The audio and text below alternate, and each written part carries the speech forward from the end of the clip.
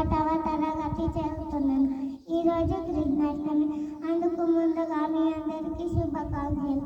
ఈరోజు నేను చెప్పబోయే అంశం పూతన సంహారం. కంసుడు అనే రాజు రాజ్యంలో పూతన అనే ఒక రాక్షసి ఉండేది.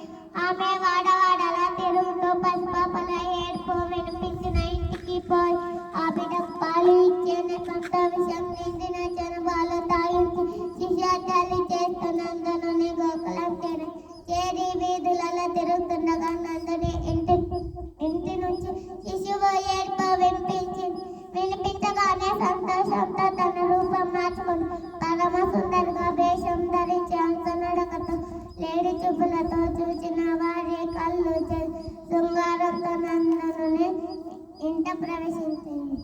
ఇంటి లోపలికి ప్రవేశించగానే ఏడుపు వినవచ్చే చోట ఊయల దగ్గరకు పోయి అందులో ఉన్న బాలుని ఎత్తుకొని వద్దడి, బాబు పాపం నీకు పాలు ఇచ్చేవారే లేరా?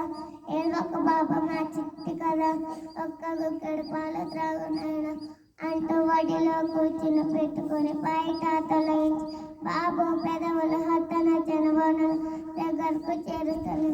అది చూసిన యశోదారోహిణుల, ఎవరమ్మా నువ్వు? మా బిడ్డ అందరి దగ్గర పాలు త్రాగను అని గోలా చేస్తున్న వినకుండా బాలు గట్టిగా పట్టుకుని గట్టుకున్న పాలు గురు దాని శరీరంలో శక్తినంతా పిలిచేసి